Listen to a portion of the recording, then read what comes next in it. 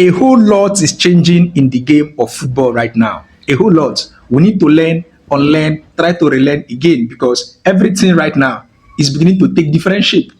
And good example is this forthcoming FIFA World Cup. It is no longer, the usual 32 teams. It is now 48 teams. So 48 teams, I think that, answers the question of some people. So I think someone asked me, why did, FIFA give will I say Africa 9 slots? Because right now 9 African teams have already qualified, unlike the usual 5.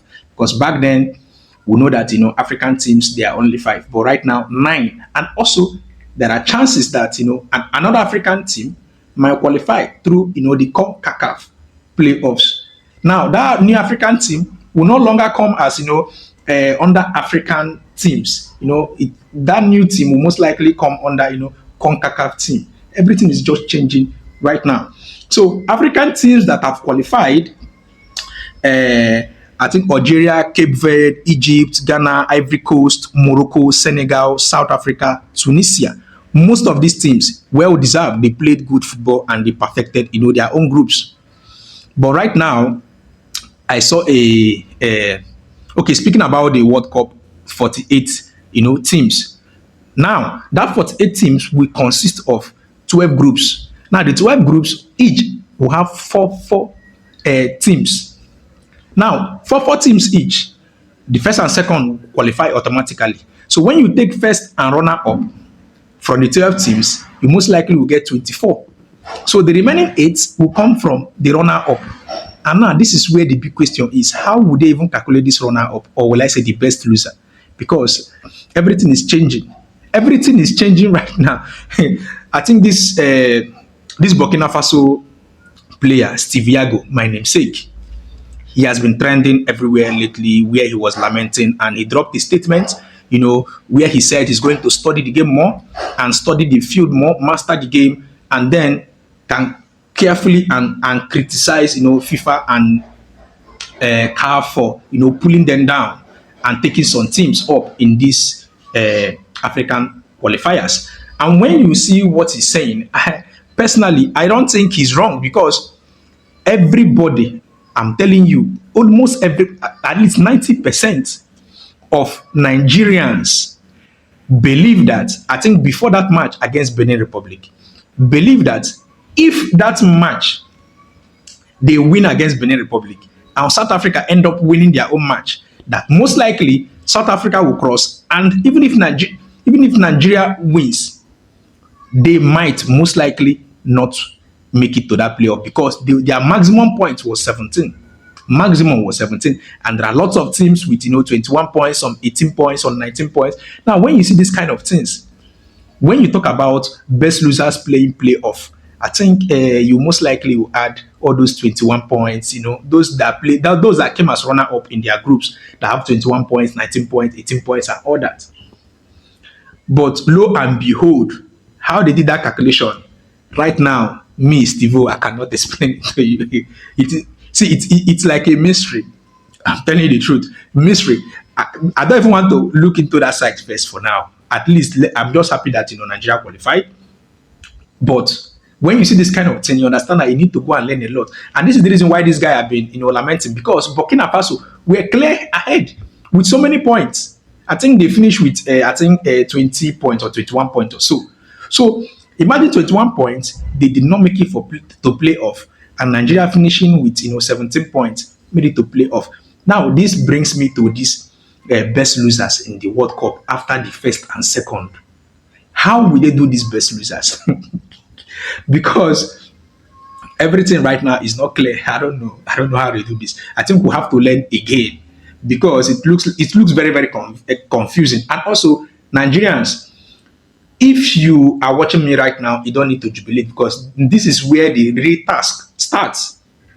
I'm telling you, the real task starts here. Because after playing Gabon, you most likely will play, the winner between DR Congo and Cameroon. Now, if you win any of, let's assume that, you win and emerge victoriously, you still play some other team in another country. Forget. See, This is a hard task, and I think it's very good, and at least it's a new development. And when this kind of thing happens, most likely, if an African team plays very well, most likely we might see 10 African teams in this forthcoming World Cup. So African teams have high chances of even winning the World Cup. Right now, imagine 10 African teams in the World Cup. So chances are very, very high. Right now, they most likely might even win the World Cup. Because when you see it, when you even check the teams that qualified, these teams are good. These African teams are good. Morocco, very good. Egypt, very solid. Ghana right now, Semeyo on a different note. Kudus on a different note. So these guys are good. Ivory Coast, you know, South Africa, Cape Verde, Algeria, Tunisia, very, very excellent teams. So I think if this moves perfectly well, the way FIFA actually plans it, I think maybe, just maybe, next World Cup we might be seeing somewhere close to maybe 64 teams. I think it have been hitting up everywhere. Fabrizio Romano posted it some, I think, couple of days ago, where he was saying, there are lots of debate back and forth about this.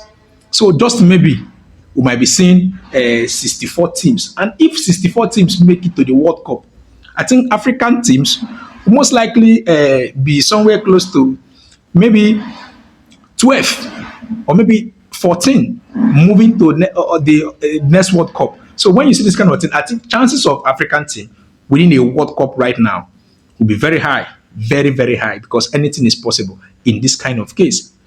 Now, see this, my brother, Steve Yago of Burkina Faso. Personally, I understand you. I understand you personally. It's very, very sad and very hurtful.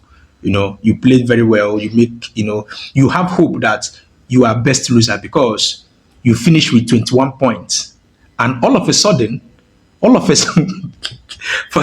the laughter, leave the laughter. But because it's very funny. Just imagine this thing happen to your own country. Just imagine it. All of a sudden, they brought a calculator that you don't understand how it's happening. That the weaker teams, they will remove their points. How? Just how? I hope they will not do. I just hope they will not implement this kind of thing in this best losers in the World Cup for next year. I hope they will not do that, because they will have to I think they will have to pick 8 teams, 8 best losers.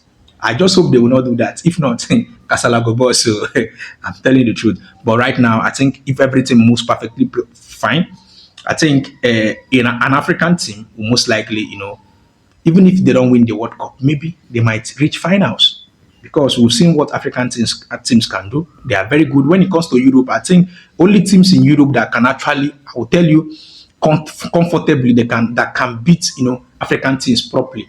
Maybe you can tell me the likes of Spain, Portugal, the likes of France, all those aside these 3 teams, I don't think there is even, I don't think Germany can defeat Ghana right now. I don't think that. So when you see the strength of these African teams, you understand that this next World Cup most likely will be very, very fierce and massive. Anyways, best of lucks. Best of lucks.